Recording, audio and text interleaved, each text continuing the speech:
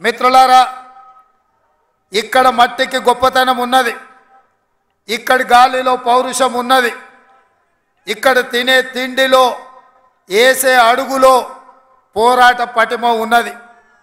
ఈ గడ్డ మీద మీ బిడ్డ కొమరం భీం జల్ జంగల్ జమీన్ అని చెప్పి ఆనాడు రాజ్యాలకు వ్యతిరేకంగా, అదేవిధంగా రామ్జీ గోండు ఈ ప్రాంత గోండు బిడ్డ బ్రిటిషర్స్కు వ్యతిరేకంగా, రజాకర్లకు వ్యతిరేకంగా కొమరం భీం ఆనాడు పౌరుషంతో పోరాడిను.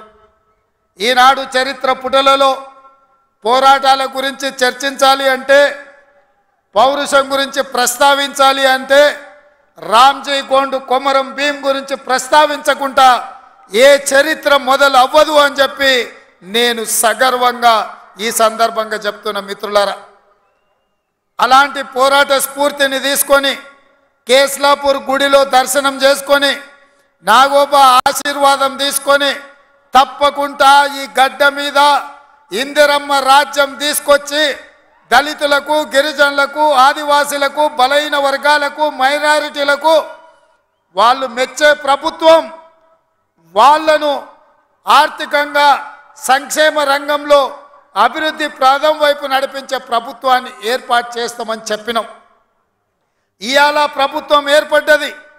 ఆ ప్రభుత్వం ఏర్పడ్డది కాబట్టే మా ప్రభుత్వం మొట్టమొదటి అభివృద్ధి కార్యక్రమం ఆనాడు మాట ఇచ్చినాం.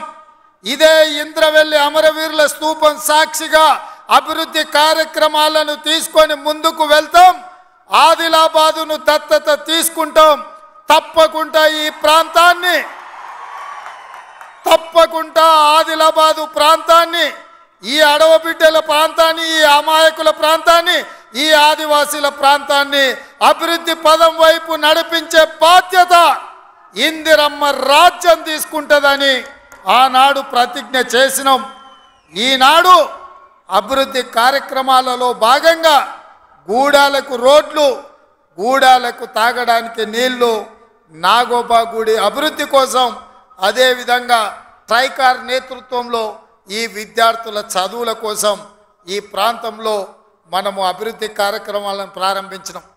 మిత్రులారా, ఆయల్ల నేను చెప్పిన ఇంద్రవెల్లి పర్యటన ఉందన్నప్పుడు కాంగ్రెస్ పార్టీ వాళ్ళే 1981లో ఈ ఆదివాసీ బిడ్డలను పొట్టన పెట్టుకున్నారు.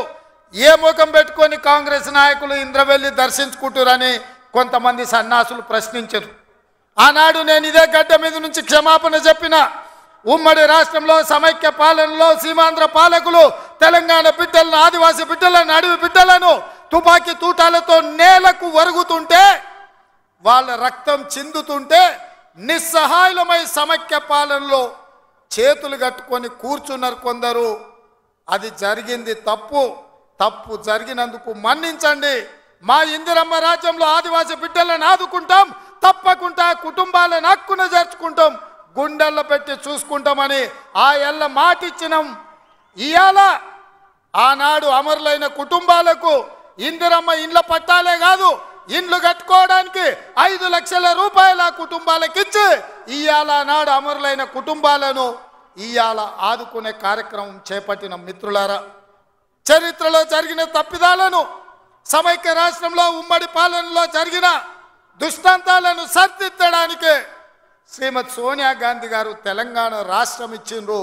ఆ ఇచ్చిన తెలంగాణ రాష్ట్రంలో ఈనాడు ఇందిరమ్మ ప్రభుత్వాన్ని మీరు తెచ్చుకున్నారు.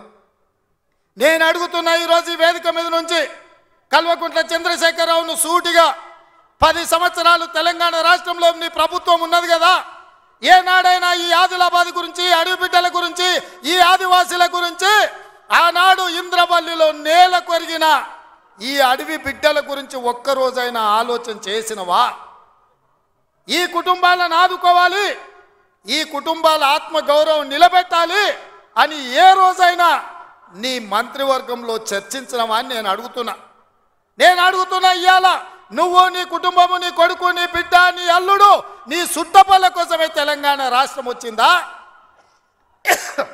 లేకపోతే ఈ ఆదివాసీ బిడ్డల కోసం, ఈ బలహీన వర్గాల కోసం తెలంగాణ రాష్ట్రం సోనియమ్మ ఇచ్చిందా అని చెప్పి నేను సూటిగా ప్రశ్నిస్తున్నా. ఇవాళ ఈ వేదిక మీద నుంచి సూటిగా టీఆర్ఎస్ నాయకులకు నేను చెప్పదలుచుకున్న, తెలంగాణ ప్రజలు 10 సంవత్సరాల మీ దుర్గమార్గమైన పాలనను, ఈ తెలంగాణ రాష్ట్రాన్ని చెరుకు తోటల్లో అడవి పందులు ఏ విధంగా అయితే విధ్వంసం చేస్తాయో, ఈ తెలంగాణ రాష్ట్రం మీద మీరు మీ కుటుంబ సభ్యులు మీ పార్టీలు పడి దోసుక తిని కొల్లగొట్టి విధ్వంసం చేసి ఈ తెలంగాణ రాష్ట్రాన్ని విధ్వంస రాష్ట్రంగా మాకు అప్పజెప్పినారు.